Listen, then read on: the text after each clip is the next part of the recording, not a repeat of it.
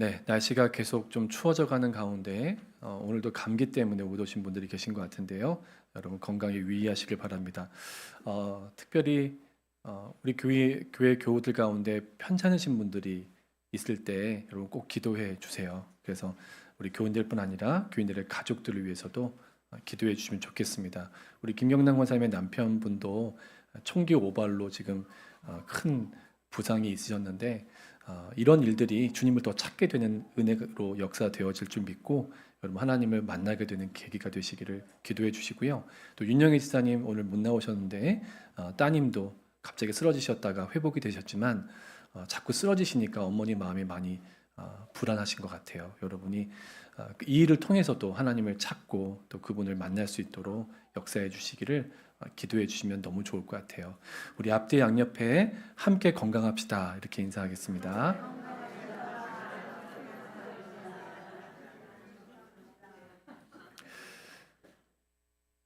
자, 오늘은 민수기 18장을 살펴보려고 합니다. 제 성경을 읽어보니까 성경을 읽는 사람들 이해하기 쉬우라고 18장 전체를 4개의 패러그래프로 나누어 놓고 소제목까지 달아 놓았는데요. 원래 원문에는 없는 거지만 성경 편집자들이 성경을 읽는 사람들이 이해하도록 도우려고 했던 시도인데요. 4개의 소제목들을 보여드립니다. 제사장과 레위인의 직무, 제사장의 목, 레위인의 목, 레위인의 11조. 자, 이 4가지 내용이 민수기 18장의 전체 내용입니다. 근데 이 내용들을 다시 좀 더 단순하게 한 문장으로 정리를 해보면 이렇습니다. 제사장들과 레위인들이 할 일과 가질 목. 자, 그런데 여러분 표정을 보니까 목사님이 아무리 그렇게 정리하셔도 저하고는 별로 상관없는 얘기 같습니다.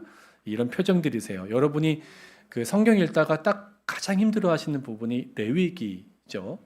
이미 오래전 제사법일 것 같고 다 지나간 이야기 같아서 빨리빨리 그냥 읽어버리고 마는 레위기 같지 않습니까? 근데 여러분 레위기도 예수님의 모형과 그림자가 가득한 성경이기 때문에 주님에 대한 눈이 열리고 나면 레위기도 읽히게 됩니다. 그래서 여러분이 성경 읽으실 때는요, 어떤 구절에도 하나님의 뜻이 담겨 있다, 나에게 주시는 메시지가 분명하게 있다라는 믿음으로 한번 하나님의 음성을 들어보시기를 권면해 드립니다. 그래서 오늘 본문에도요, 반드시 저와 여러분에게 주시는 메시지가 있습니다.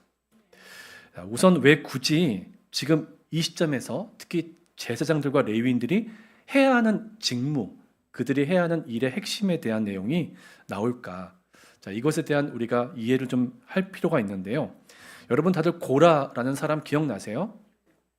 네, 고라 잊지 않아야 되겠죠? 제사장 되고 싶어서 반란까지 일으켰던 사람입니다. 혼자 반란 일으키지 않고 조직적으로 당을 일으켰던 사람이죠. 이 고라 한 사람 때문에 하나님이 세우신 영적 질서가 무너질 뻔했습니다. 하지만 하나님이 그걸 가만히 내버려 두지 않으셨죠. 반란을 일으켰던 사람들이 다 심판을 받습니다. 그리고 하나님은 아론과 그의 아들들을 직접 은혜로 당신이 세우셨다는 걸 직접 증명하는 사건을 보여주세요. 그게 아론의 쌍난 지팡이 사건이었습니다. 하나님 앞에 놓여 있었던 각 지파의 다른 리더들의 지팡이에는 아무런 변화가 없었지만 하루 만에 오직 아론의 지팡이에는 꽃도 피고 열매까지 열렸습니다. 하나님은 이 아론의 지팡이를 보존하게 하셨죠. 다시는 함부로 하나님이 세우신 영적 권위에 도전하거나 영적 질서를 함부로 무너뜨리지 않게 하시기 위한 조치였습니다. 더 나아가서는 더 이상 이런 일로 백성들이 죽임당하는 일이 없게 하시기 위한 하나님의 조치였고요. 하나님의 관심은 늘 우리를 살리시는 데 있습니다. 결국 크고 작은 대가지불을 하고 나서야 이스라엘 백성들 안에는 하나님에 대한 강한 두려움이 찾아오는데요. 여러분 하나님을 두려워하는 마음이 여러분 안에도 회복되시기를 이 시간 축복합니다.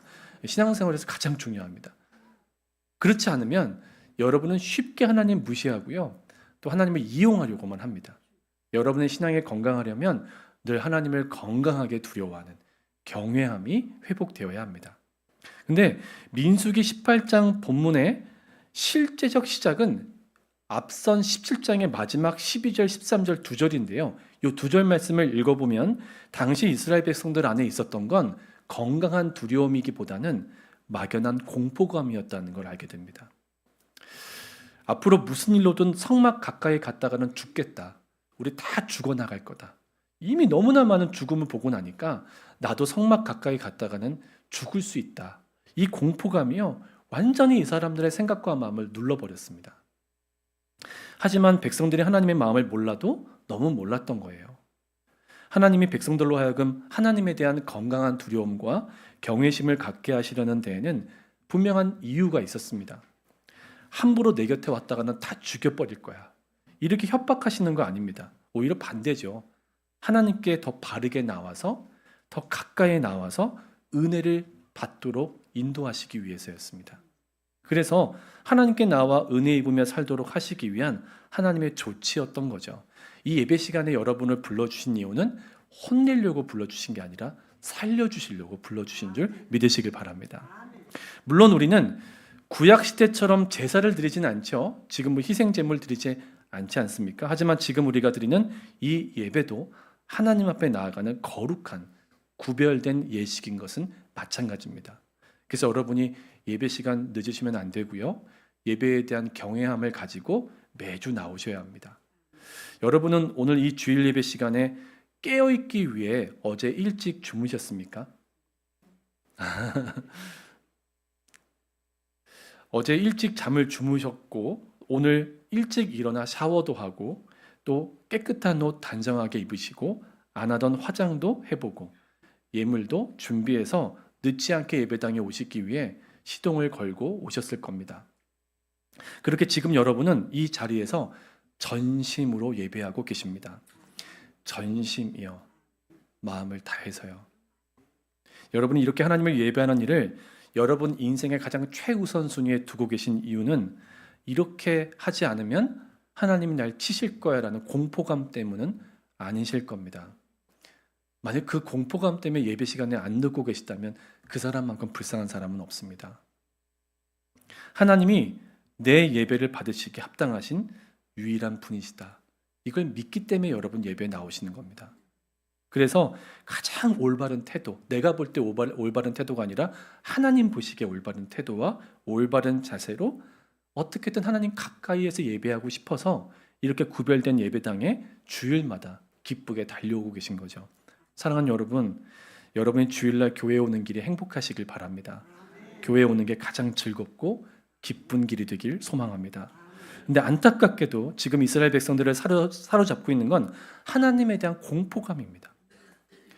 공포감이라도 갖고 있는 것이 하나님 무시하는 것보단 낫고 또 하나님 이용해 먹고 사는 것보단 훨씬 낫겠지만 하나님은 여러분과 제가 공포감을 가지고 예배에 오기를 원하지는 않으실 겁니다. 진짜 하나님을 경외하길 원하시죠. 이런 상황에서 중요한 역할을 해야 하는 사람들이 바로 제사장들과 레위인들이었습니다. 그래서 오늘 본문은 제사장들과 레위 사람들이 해야 할 일, 특히 영적인 직무에 대해서 우선적으로 다루고 있는 것이죠. 무엇보다 제사장들과 레위 사람들이 하나님과 백성 사이에 서서 해야 될 역할을 잘 해야 했기 때문입니다. 하나님은 제사장들에게 권위만 주신 게 아니라 권위에 합당한 막중한 책임도 주셨습니다. 엄중한 책임입니다. 그래서 영적 리더에게 가장 중요한 건요, 자신에게 주어진 권위를 내세우는 게 아닙니다. 나 리더야 하고 자기의 권위를 내세우면 안 되고요. 자신에게 주어진 권위와 함께 주어진 무거운 영적 책임이 있다는 걸 늘 의식해야 합니다. 저에게 가장 무거운 책임은 뭘까요? 여러분이 구원받는 것을 돕는 일입니다. 제가 그걸 결정지을 수는 없죠. 여러분을 구원할 수 있는 능력도 없죠. 그러나 하나님은 저를 세우신 이유가 여기에 모이신 분들이 진정 영혼 구원을 받을 수 있게 하시기 위함입니다. 그러니 저에게는 무거운 책임이 있습니다. 구원받든 말든 상관없다 이렇게 얘기할 수가 없는 것이죠. 그래야 영적 리더도 타락하지 않습니다. 남도 타락시키지 않고요. 제사장들이 항상 의식해야 했던 무거운 책임, 오늘 본문에는 1절 말씀에 나오는데요. 1절 본문을 함께 스크린 보고 읽도록 하겠습니다. 시작. 여호와께서 아론에게 이르시되 너와 내 아들들과 네 조상의 가문은 성소에 대한 죄를 함께 담당할 것이요 너와 내 아들들은 너희의 제사장 직분에 대한 죄를 함께 담당할 것이니라. 아멘. 성경을 읽으실 때는 반복되는 부분을 늘 주목하셔야 되는데 1절에 2번 반복되는 구절은 죄를 함께 담당할 것이다. 이 표현입니다. 일반 백성들이 함부로 성막 들어가서 막 성물 만지고 그러면 그 백성도 죽지만 그만 죽지 않고 그것을 막지 못한 제사장도 죽는다는 얘기입니다. 또 레위인이 제사장 옷 멋지다고 그거 들쳐 입고 막 예배 집전해 버리면 그 레위인만 죽는 게 아니라 그걸 막지 않은 제사장도 죽습니다. 여러분 정말 무섭지 않으세요? 그렇다고 하나님 정말 너무 공포스럽고 너무 무섭고 너무하신다 그렇게만 보시면 안 돼요. 하나님이 지금 제사장들더러 너희들 내 앞에 조금이라도 잘못해봐 내가 죽여버릴 거야 그렇게 협박하시는 건 아니라는 걸 아시겠죠? 성경을 읽을 때는 성경 속에 담겨진 하나님의 마음을 읽어내셔야 합니다. 그게 진짜 성경에 있는 거거든요. 하나님은 영적인 리더부터 똑바로 서기를 항상 원하세요. 그래서 여러분 시대가 타락할 때 가장 먼저 나타나는 현상은 영적인 리더들의 타락입니다. 변질되지 않기를 원하시는 거죠. 영적인 리더가 졸지 않고 잠들지 않고 깨어 있어야 또 성도들을 깨우고 그 거룩한 직무를 감당하면서 죽어가는 성도들을 일으켜 사는 자리로 이끌어 가지 않겠습니까? 근데 제가 이렇게 민수기 18장 앞부분을 연구하고 묵상하는 가운데서 새삼 깨달은 게 하나 있습니다. 이제까지 수많은 사건 사고들을 겪으면서요 본문에 나오는 모든 사람들이 이 한 가지만큼은 분명히 알았을 거예요. 하나님은 우리를 영원히 죽이실 수도 있고 영원히 살리실 수도 있는 유일한 분이시다. 내 인생의 생사화복을 주관하시는 분이 바로 하나님이다. 이 깨달음입니다. 여러분 너무 잘 알고 계신 것 같죠? 근데 여러분 사는 거 보면 전혀 믿지 않는 것처럼 살아가실 때가 있어요. 생사화복을 하나님이 주관한다고 믿으십니까? 여러분 두려운 마음으로 인정하셔야 합니다. 이걸 한마디로 믿음의 고백으로 연결해 보면 이런 믿음의 고백으로 선포할 수 있습니다. 오직 하나님 한 분만이 내 주인이시오 왕이시다.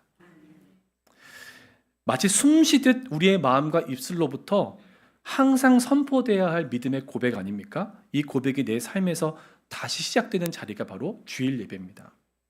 그래서 저와 여러분이 주일 예배에 대해서 이런 관점을 좀 가지셨으면 좋겠습니다. 주일 예배는 항상 내 삶의 첫 단추다. 여러분 그리스도인은 주일부터가 시작입니다. 여러분이 주일 예배를 드리지 않는다면 여러분은 시작을 잃어버리신 겁니다. 셔츠의 첫 번째 단추를 잘못 끼우면 어떻게 돼요? 졸면서 끼우다 보면 망쳐요. 열심히 끼워봤자 끝에는 다 망가지는 거예요. 다 흐트러지는 거예요. 주일 예배 없는 내 삶이 그럴 수 있습니다. 예배로 시작되지 않은 일주일은 결국 나 중심의 삶으로 이어집니다. 왜냐하면 예배는요 튜닝이 일어나는 시간이거든요. 여러분의 삶에 정렬이 일어나는 시간입니다.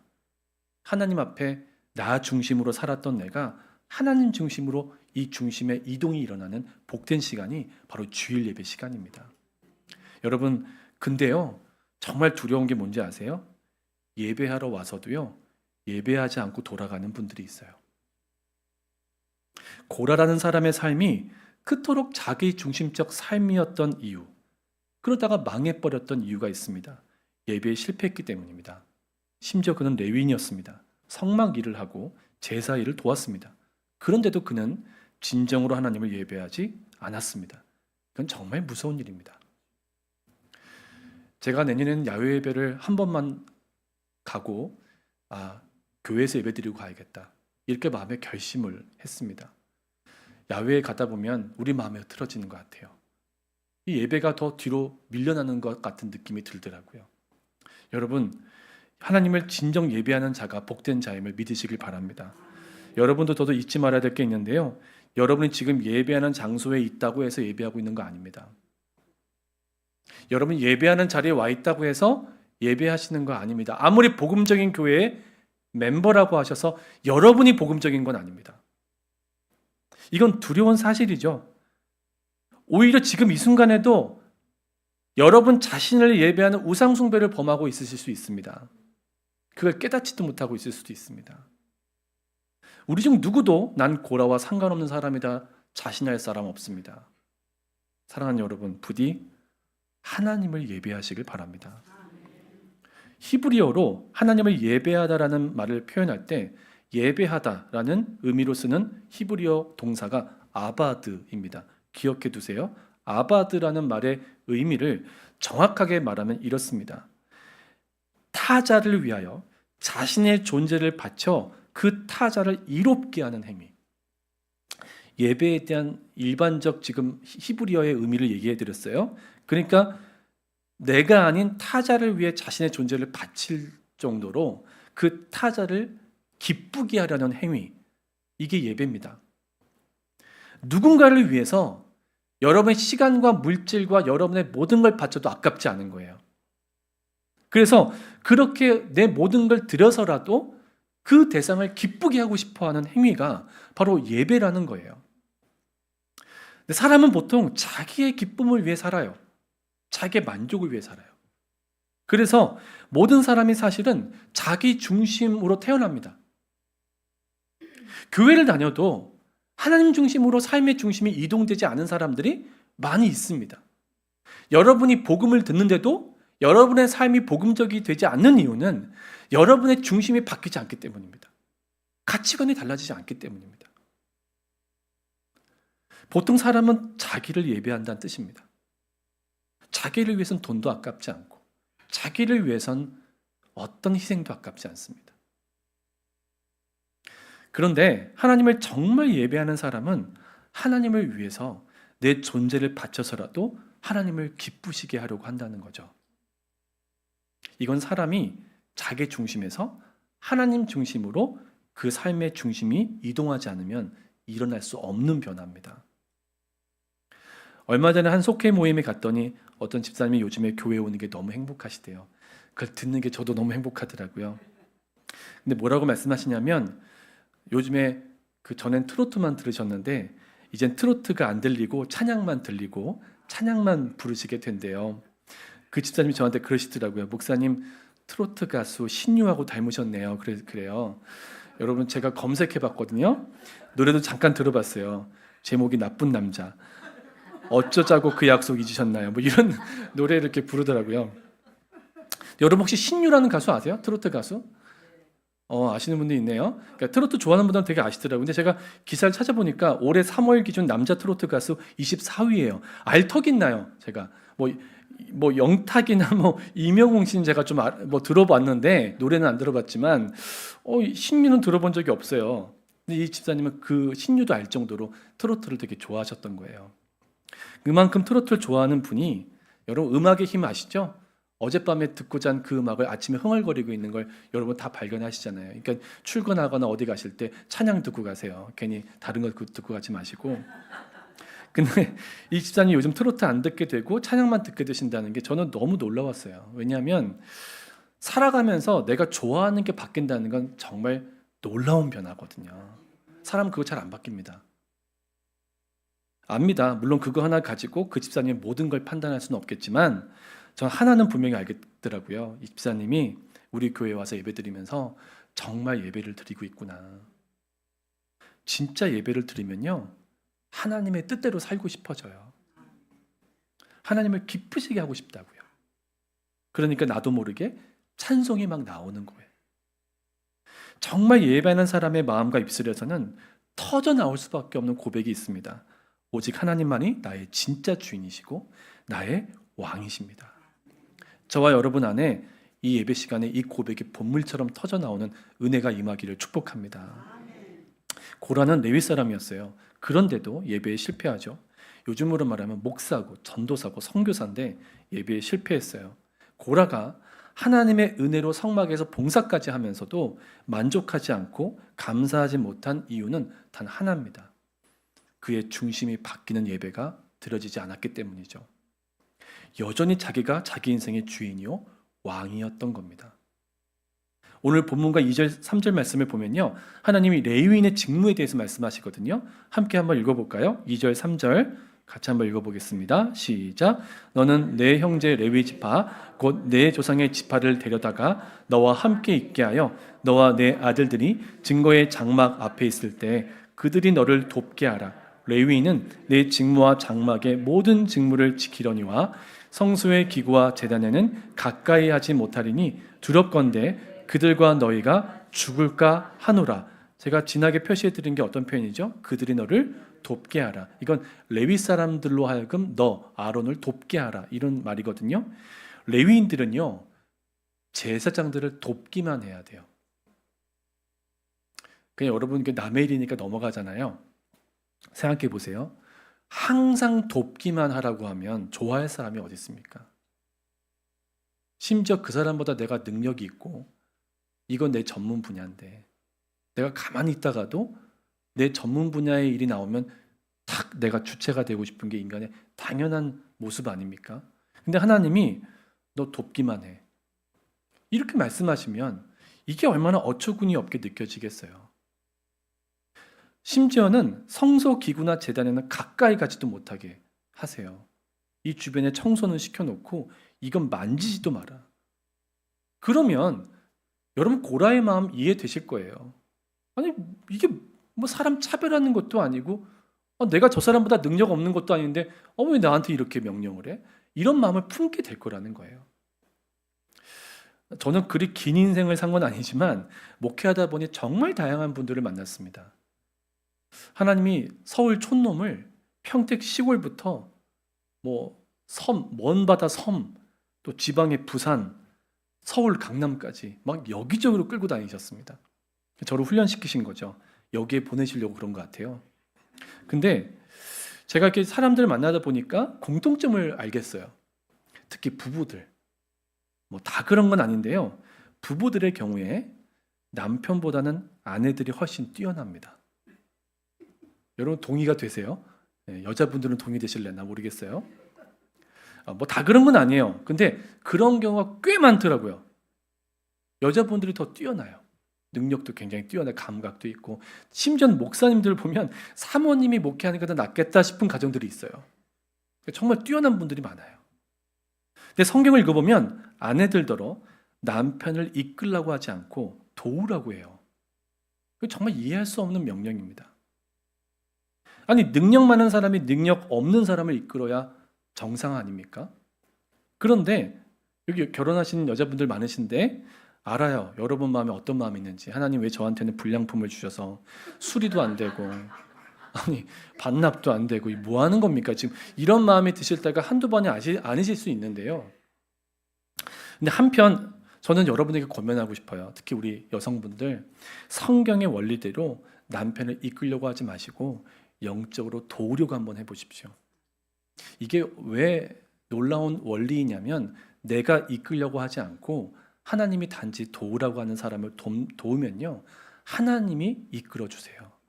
하나님이 왕 되어 주세요. 하나님 나라에서 중요한 건 능력이 아니라 순종이에요.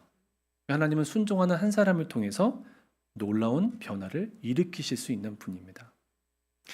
아내분만 그런 거 아니에요. 여러분 교회 사역하면서 나보다 능력 없는 사람이 왜 저 자리에 있어? 하고 여러분이 주체가 되고 싶을 때 그때 딱 멈추고 하나님 바라보셔야 돼요. 도우라. 그 말씀을 들으셔야 돼요.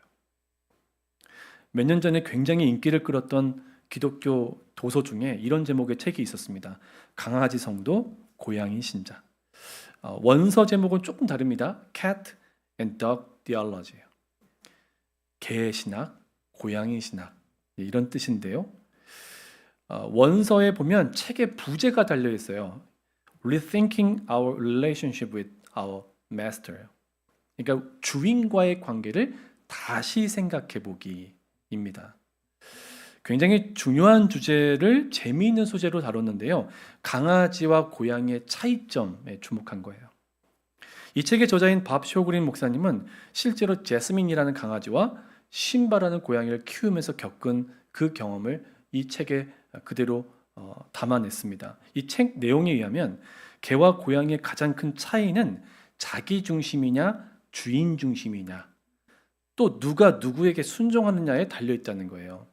여러분이 밖에 있다 돌아오면 강아지는 막 달려와서 막 반기지만 고양이는 저 높은 캣타워 위에서 이렇게 본단 말이에요. 아마 개와 고양이의 차이를 어느 정도는 아실 거예요. 물론 뭐 고양이 중에는 개 같은 고양이, 개냥이도 있다고 하지만 분명히 그 성품은 좀 달라요. 여러분, 고양이는요, 모든 게 자기 중심이에요. 주인도 자기를 위해 존재해요. 지가 싫으면 그만이에요. 걔는 주인 중심이에요.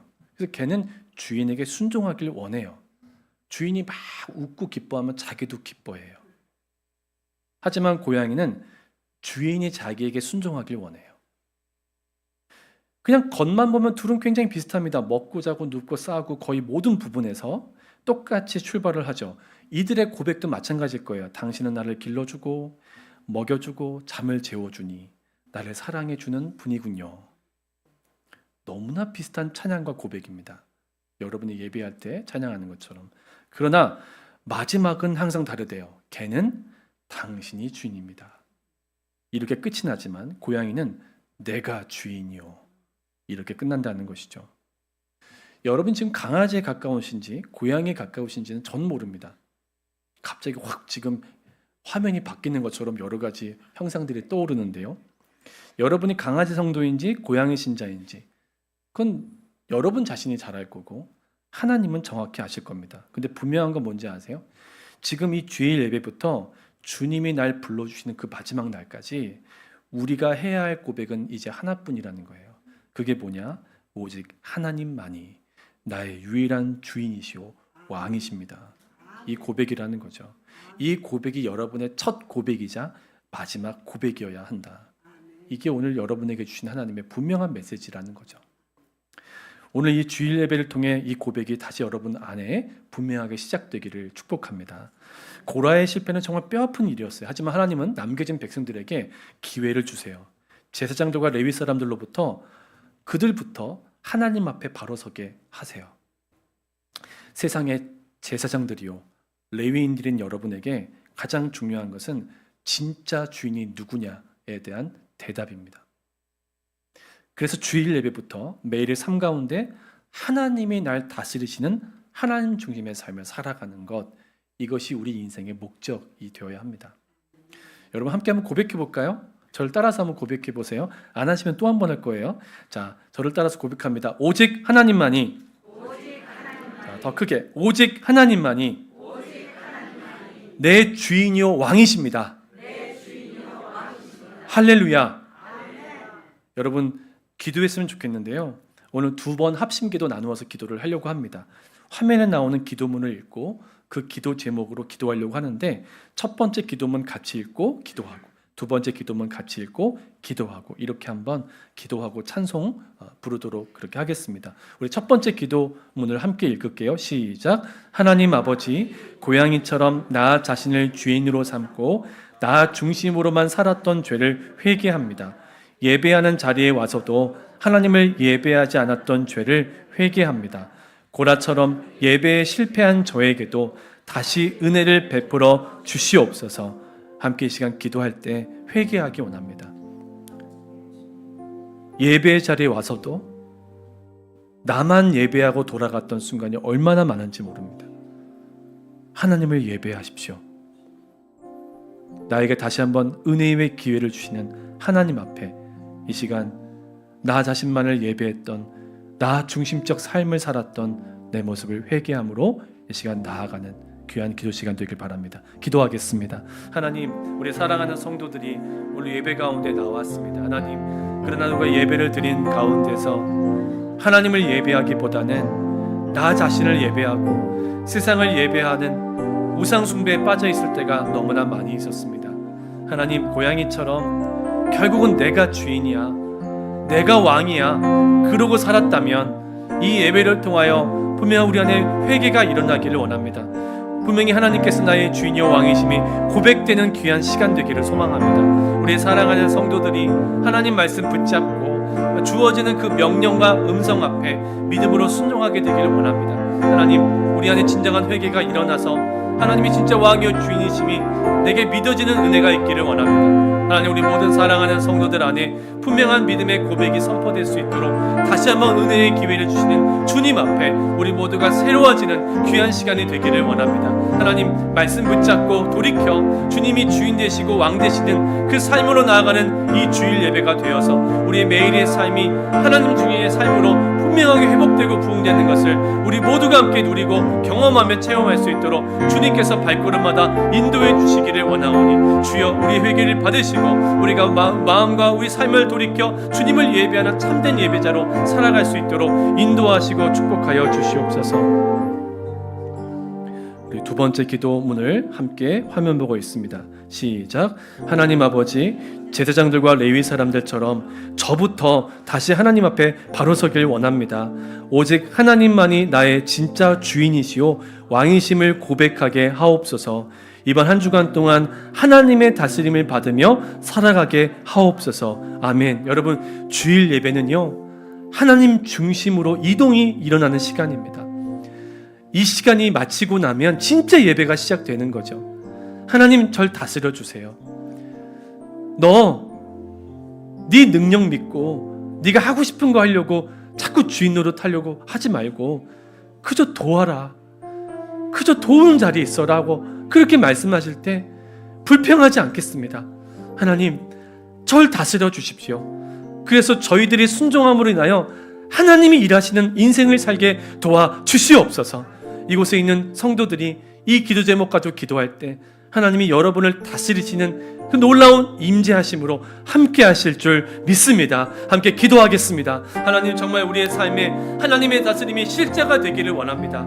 하나님, 내가 잘났다고 내 능력으로 내가 주체가 되어 살지 않게 해주시고 이 모든 삶 가운데서 하나님이 나를 다스려 주시고 하나님이 나의 주가 되시고 하나님만이 나의 왕 되어 주시는 그 복된 예배의 삶을 살기를 원합니다. 하나님, 우리 귀한 성도들 오늘도 말씀을 붙잡고 나아가게 하여 주시고 우리의 삶 가운데서 내가 주인 노릇하려고 했던, 내가 왕 노릇하려고 했던 삶을 회개함으로 이제는 내가 주님을 반기고 기뻐하고 주님의 영광을 구하며 주님의 그 다스림과 그 놀라우신 인도하심 앞에 순종으로 나아갈 수 있도록 인도해 주시옵소서. 이곳에 있는 사랑하는 성도들 진짜 주일 예배 드리길 원합니다. 나만 예배 드리고 그저 나를 향하여 우상 숭배하는 자로 살아가지 않게 도와주시고 주님, 우리의 삶에 중심 이동이 일어나는 주일 예배가 되길 원합니다. 우리의 삶에 진짜 예배가 시작되기를 원합니다. 아버지, 그리하여 우리의 모든 삶이 하나님만을 높이고 하나님의 다스림을 받는 진짜 예배의 삶으로 이어지길 원하오니 주여 우리의 삶 가운데 역사하시고 운행하시고 축복하여 주시옵소서. 우리 함께 찬송하며 나아갑니다.